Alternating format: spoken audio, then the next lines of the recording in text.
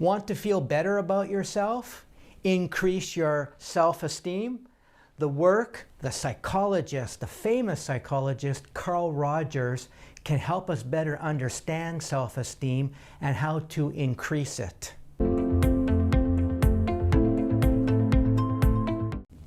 Dr. Ted here, and welcome back to the channel. And if you haven't subscribed already, please do so for more videos like this. Today's topic, very interesting one, self-esteem. We hear self-esteem quite a bit everywhere. This person doesn't feel good about themselves. Maybe they have low self-esteem, or maybe they feel very good about themselves. They can have very high self-esteem.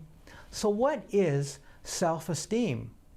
So according to Rogers, the self is made up of perceptions or ideas of what the self is. For Rogers, he saw the self made up of the actual self and the ideal self. So the actual self is more the present day, where they are today and how they feel about themselves today. And the future self or ideal self is where they want to be, how they kind of see themselves in the future.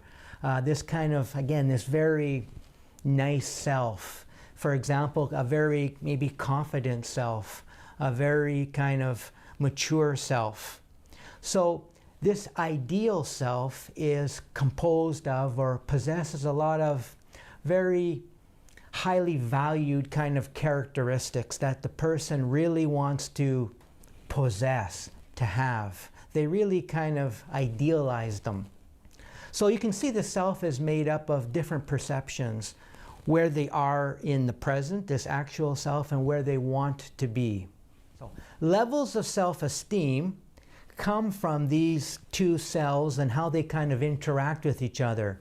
So if the person perceives that their actual self, where they are today, is basically their ideal self. So they really see, yeah, I have these ideas that I'm this confident person, and yeah, I am a confident person. I really feel that. I feel that today. So they would therefore have very high self-esteem. Now, if the person had very much a different kind of present day self, so they felt down, they kind of didn't feel very good about themselves, and that was very different from their ideal self of being a very confident person, that contributed to having very low self-esteem. So they just didn't feel very good because the two selves didn't match up. Self-esteem starts when we're children, we're very young. So how were the parents and their interactions with their child? Were they very loving, supportive of their child? Because their child internalizes those interactions, those kind of, were they again accepted by their parents, and they can kind of use that as their own self-judgments about themselves. So if their parents were very accepting of them, they feel very confident in themselves. So let me explain more about this and how Rogers saw the development of the self from a very young age.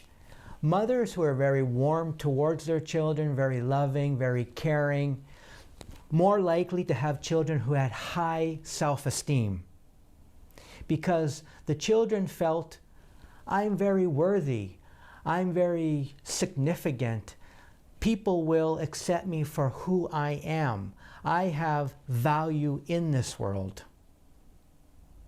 Parents also encouraged high self-esteem with very clear expectations from their children for certain kinds of behavior, and not so much punishing extremely to get those behaviors, but offering rewards, still offering love.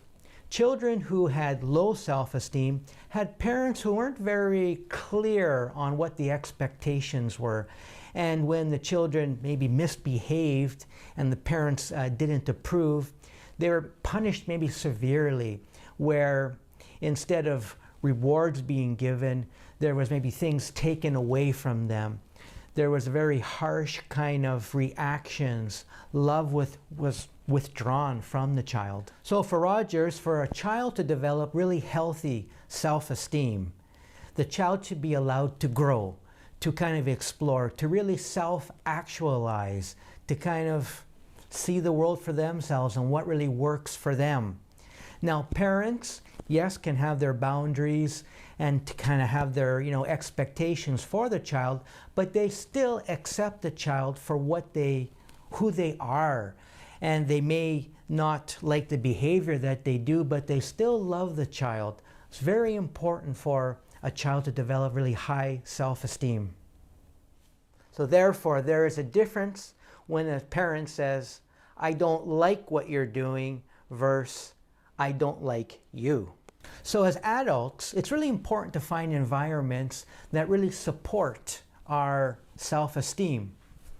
What about your work environment? Is it supportive of your self-esteem?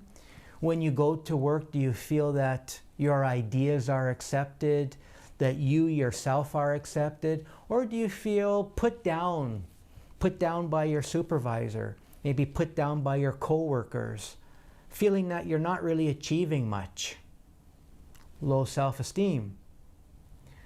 What about your relationship? Is the person you're with supportive of you, encouraging you, kind of helping you be all you can be, helping you self-actualize? Or are they kind of always dismissive, always kind of putting you down, saying in not many words, I don't like you?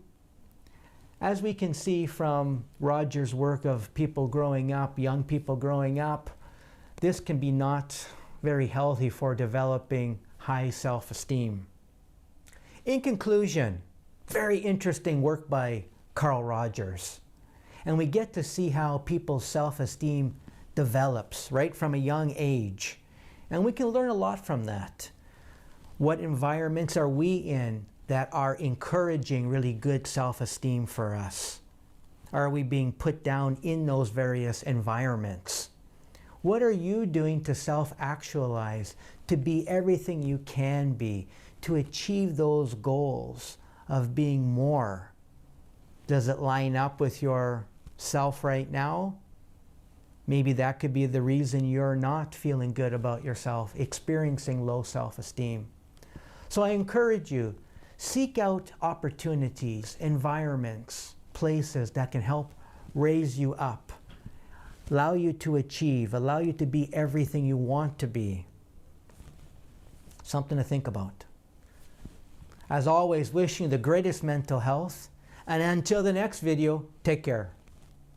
Want more content on mental health? Have a look at this video.